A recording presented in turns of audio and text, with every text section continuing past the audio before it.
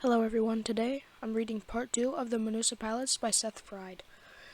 Within hours, we started to hear the news coming from the city of Metropolis. While the attack on headquarters in Suitland was in progress, over 300 miles away, the agency's Metropolis station had already been burned down, and its underground data center in the west side had collapsed in on itself, leaving a building-sized sinkhole in 11th Avenue. Both incidents took place during the station's hour of operation, and yet first responders reported no casualties at either site.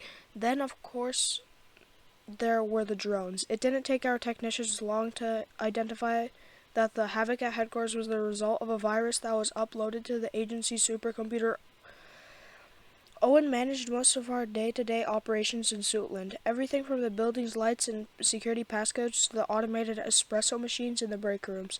The rest of our surveillance fleet was unaffected, but the virus had deactivated our drones over Metropolis in mid-flight, causing over 70 of these titanium ores, each roughly the size of a basketball and covered in carbon fiber streaks, to fall from the sky over the most populous city in the Western Hemisphere, crashing into buildings and wounding over a dozen people. In the days that followed, there was a fair amount of public outrage directed at the agency. Garrett accepted full liability and started arranging for the USMS to pay hospital bills and damage settlements. Despite being the director of one of the most powerful government agencies in the country, Garrett saw himself first and foremost as a public servant. He always made it clear that his driving passion in life was shortening people's commutes, haggling with zoning boards for more parks, finding the government loopholes that would send funds into the coffers of community centers and public libraries. He spoke of every city in the country with an affection and familiarity that suggested he had family there. He could tell you if the museum was any good and what parts of town to avoid after dark, where to try the pancakes and where to try the pulled pork, what kind of winter they had last year, and if it looked like the school levy was going to pass. Garrett was in his late 60s, but usually bonded around the agency like a much younger man, putting his agents to shame with his sheer exuberance. Now he was sitting in his office, making call after his shoulders slumped and his face froze in an expression of stunned, inarticulate grief. I came to the agency as a civil engineer, with no grasp of policy, and Garrett had taken it on himself to mentor me personally. I did my best to pay back this generosity through my devotion to the agency, and as a result, I often found hand-drawn cartoons in our break rooms of me gingerly sniffing air from a jar labeled Garrett's Farts, or sitting in Garrett's laps as if he were a department store Santa and telling him that for Christmas I wanted a personality. But the other agents could think what they wanted. I genuinely admired the man, and he was the closest I'd come to make a friend at the agency. It pained me that I had no idea how to assist or comfort him during the difficult times that were now upon us. The idea that he even needed comforting was in itself a disorienting thought. To make matters worse, our station chief in Metropolis, Terrence Kirkland, had gone missing and was now being sought in connection to the disappearance of Sarah Lawyer, the mayor of Metropolis's 18-year-old daughter. Even with the government drones raining from the sky, the news cycle was dominated by the concern for Sarah. A bona fide American sweetheart, she had been a favorite of the press since her infancy. In the popular imagination, the fact that one of the most popular families in Metropolis had adopted a child through the city's own foster system had all the charm of a fairy tale. By the time she was 8 years old, the iconic photograph of her volunteering in a soup kitchen, smiling with her hair in blonde ringlets, ladle filled with soup, the homeless man in picture also smiling, was already being sold on postcards and souvenir shops in Archer Square.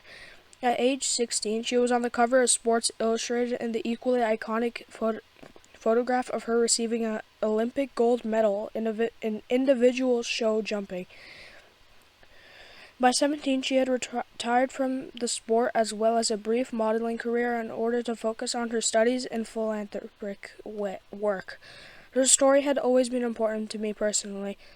As an orphan myself, I found it encouraging to see one of my own become such a success. Though at the agency she had recently become a bit of a controversial figure, after leveling a spate of public criticism against her father's administration and attending a few fringe political rallies throughout the city.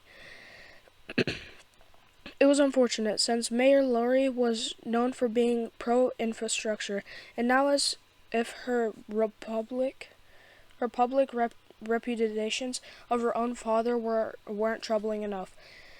She had apparently taken up with a who was over twice her age. Shortly after Laurie went missing from the residence hall at Newton College, the young socialite uploaded a video to the internet in which she declared her love for a public servant named Terrence Kirkland.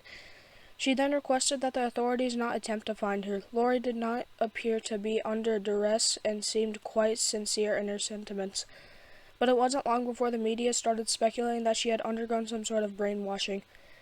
This belief was most likely influenced by the fact that Sarah Laurie was a blonde-haired, green-eyed beauty, whereas Kirkland was known to the public only in his connection to the agency that had accidentally imploded a portion of 11th Avenue and sent a fleet of drones raining down over the city. Kirkland was also 6'5" with a goatee and an eye patch over his right eye from an injury he had sustained in the Coast Guard. Whole television segments were devoted to the fact that he was suffering from male pattern baldness and was perhaps a bit overweight. In person, Kirkland was, though not quite handsome, a striking older man. He was tall with an intense, quiet way about him, but in the picture that the press used, Kirkland's bare skull was shining awkwardly bright. The dark hair around his ears, usually well-groomed, was stringy and unkempt. His good eye was bloodshot and his lips were parted in a way that made him look demented. For the agency, Kirkland's abrupt absence was a problem in itself. Certainly everyone had always known him to be a moody and defiant station chief. His annual meetings with Garrett were dreaded in Suitland for their tempestuousness. One year, the two got into a shouting match over optimal sidewalk width that ended with Kirkland throwing a small bookcase through the window of Garrett's office. Nevertheless, he was without question the best station chief the agency had ever seen. For 2 decades, he had managed the infrastructure of a city roughly the size of Rhode Island during a period of rapid and sustained growth. The population swung to 35 million people. More electricity, water, and freight flowed in and out of Metropolis in a single day than it did in the entire state of Dakota in 6 months. Kirkland's combined system of turn restrictions, one-way streets, pedestrian crosswalk intervals, street cleaning schedules, temporary through streets, detours, bus lanes, and bike lanes was a mad symphony that allowed more people to move simultaneously across the streets of Metropolis than was ever thought possible. Kirkland liaised with every public office, utility, and public benefit corporation without the greater metro area. As a result, the city's Department of Health and Mental Hygiene reported that in the last decade, life expectancy in Metropolis had increased by 2.7 years. According to the Environmental Protection Agency and the Bureau of Economic Analysis, pollution and commercial growth in the city had gone down and up respectively. Dealing with the loss of such a man would have been a nightmare for the agency during the best of circumstances, let alone during the crisis in which we now found ourselves. The turmoil in Metropolis and Suitland prompted our board of directors to form an oversight committee that put the majority of our projects on hold while they conducted an audit of Garrett's leadership. Already, they were trying to keep any investigation of the cyber attack private despite Garrett's request for outreach to the FBI. After the PR disaster of the crashing drones, they were anxious to keep any details of the attack from getting picked up by the press as a potential data breach. When these severe-looking men and women weren't interrogating Garrett, they could be seen wandering through headquarters, taking in all of the fallout from the attack with colicky disapproval. Garrett asked me to meet with him in his office later that week, and I expected a war council of sorts, an urgent discussion on how to defend the agency against the destructive influence of the Oversight Committee. As I took my usual seat, I noticed on his desk one of the printouts with the block of text produced by the virus. After Garrett had tipped me off about the line in Esperanto, I typed it into a translation engine which rendered it as "the cities are frozen." A vague threat or warning I didn't understand. Before I could ask him about it, he told me the committee had instructed him to step down as director by the end of the month. For a moment, the floor attempted to switch places with the ceiling, but I surprised myself by rising from my seat and saying with confidence, "No."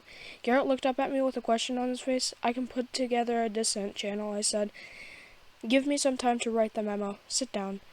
"I know the agents don't like me, sir, but everyone will sign it if they know it's for you." He waved me off. "Henry, if there's so much as a whiff of opposition, they'll gut this place. Do you understand? Without you, this agency—" "Stop," Garrett said. "We're talking about an irreparable loss of institutional memory, not just the people who signed that memo. Anyone who's ever sat in on a meeting with you is out the door. The agency, as you know, it will be finished." I was standing in front of his desk. I wanted to leave and put together that memo without delay, but didn't see how I could without his permission. "Sir, what am I supposed to do?" He looked up at me until I sat back down. "You don't want to hear this," he said, "but their decision makes sense. You don't have all the facts." I asked him what the facts were, and he told me not to get ahead of him. He then surprised me by taking a pack of cigarettes from his desk and offering me one. "This is a federal building, sir." Garrett laughed and wagged a finger as if he thought I might say that, then lit the cigarette with a book of matches from his blazer pocket. I'd never seen him smoke before, and the tobacco smelled stale. "Do you remember an agent named Stuart Biggs?" he said. I did. He's been an undistinguished agent in sewerage with a geekish demeanor that was extreme even for the agency.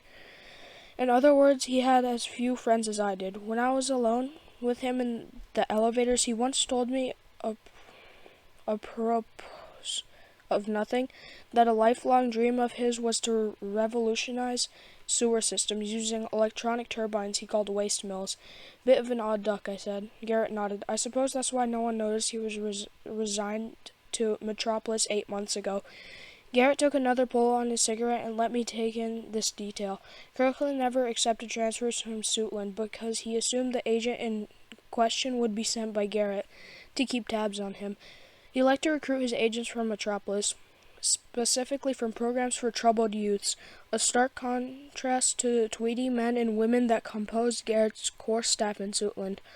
My first 2 years at the agency, I had sent in requests every few weeks for permission to contribute to a various project being run in Metropolis. After my 20th rejection, I received a note on Kirkland's letterhead asking me to tell Garrett he said hello. That seemed strange, given Kirkland's paranoia. "He wasn't paranoid," Garrett said. "I was spying on him." Garrett put his cigarette in the side of his mouth and pulled a file folder as thick as a phone book from a shelf behind him. He seemed to admire its heft before dropping it onto his desk. Whenever I tried to sneak candidates directly through Kirkland's recruitment process, he'd end up having them shadow his interns. So last year I entered Biggs into the station assignment pool with an internal note that I didn't think he was right for policy work. Kirkland hired him a week later. Since then, I have had Biggs monitor Kirkland's behavior to report on anything strange. He pointed to the file folder on his desk. "This is January to February of this year." Biggs was comfortable with this. He was excited to work in Metropolis. I also approved some sewage project in Tucson for him. I thought he was going to do a cartwheel on his way out, but now he's gone quite along with the rest of Kirkland's people. We need someone to make contact with him. The attacks in Metropolis and on headquarters are connected, and I think Biggs might know enough to convince the board to open our investigation to outside law enforcement. Garrett ashed his cigarette into a mug bearing the agency seal. I didn't appreciate the gesture, but I told myself that these were difficult times. He wasn't himself. "That means I need someone in Metropolis," he said. "It has to be someone I trust, because the board can't know I'm going around them on this. And this Biggs thing has to be worked fast. Because whatever this is," he held up the print of Esperanto, "it isn't over."